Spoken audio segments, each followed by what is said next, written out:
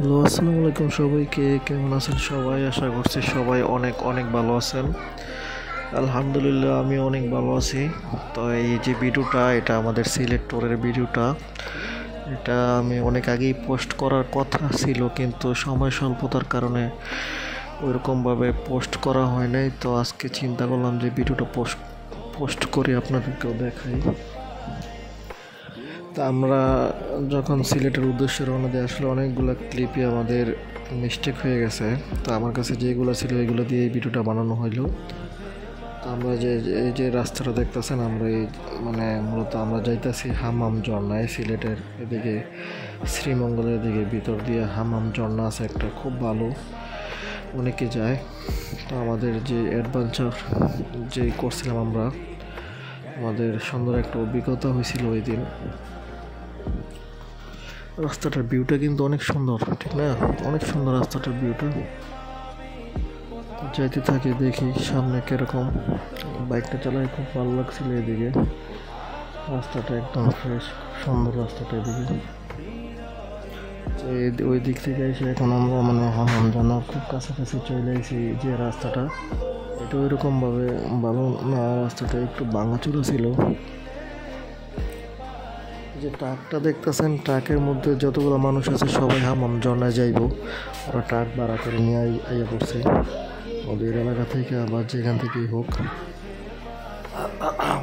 তবে একটা জিনিস খুব ভালো লাগছিল, উপভোগ করছিলাম রাস্তার দুনো পাশে চা বাগান।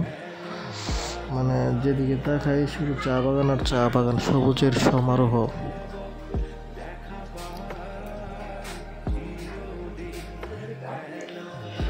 রাস্তা দিয়ে যেতে যেতে আমাদের মোটামুটি প্রত্যেকটা গাড়ির মধ্যে ছোটোখাটো একটা করে সমস্যা দেখা দিছে। যেমন আমার গাড়ির মধ্যে আমার পিছনের টায়ারটা নষ্ট হয়ে গেছিলো ওই দিনের ট্যুরে। তারপরে এক গাড়ির মার্কেট ভেঙে গেছে, আরেক গাড়ির স্টার্ট হয় না। এটা খুব ঝামেলা হয়েছিল। সব কিছু মিলিয়ে জিলে আমাদের ট্যুরটা একটা আনন্দের একটা মুহূর্ত ছিল, ভোলার মতো না।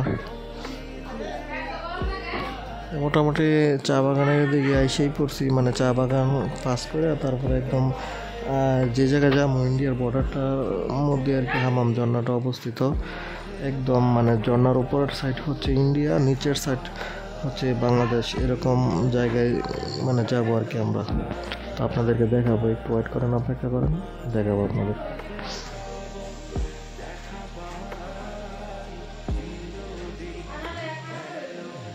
সুন্দরই, কিন্তু ভিউটা কিন্তু খুব সুন্দর। এই যে মানুষগুলো এখন দেখছিলেন, এই সবগুলা এখানেই চা বাগানের মধ্যে কাজ করে। তারা এইখানেই বাড়িঘর করে এদিকে থাকে আর কি। এদিকে মানুষের কিন্তু এমনিতে আমার যেটা মনে হয় চলাফেরা করতে খুবই অসুবিধা হয় হয়তো ওই দিকের মানুষগুলোর, কারণ আশেপাশে ওইরকমভাবে কোনো বাজার নাই, তারপরে দোকানপাট নাই তেমন ওইরকমভাবে।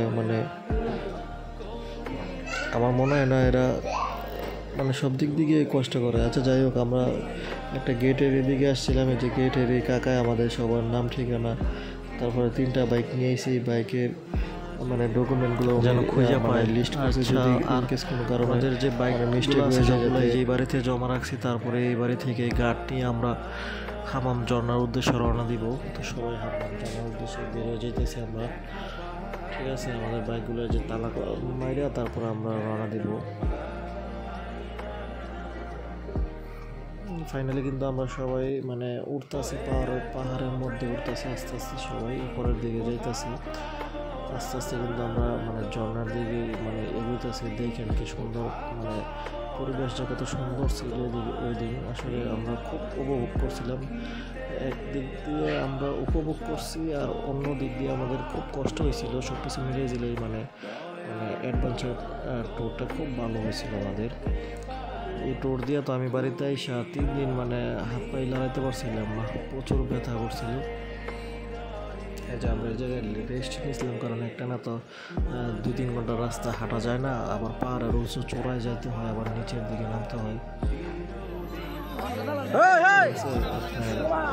এই আধা ঘন্টার পথ যাইয়া তারপর আমরা 10 মিনিটের জন্য রেস্ট নিতাম, এভাবে আমরা যেতাম। অবশেষে আমরা কিন্তু এই যে হামাম ঝর্ণার এখানে এসে পড়ছি। আসলে আরও অনেকগুলো ক্লিপ ছিল যেগুলো নাকি আমি দেখাইতে পারি নাই ভিডিওর মধ্যে। সব মিলিয়ে ভালোই হয়েছিল আমাদের হাম্মাম ঝর্ণা ট্যুর, এই আর কি।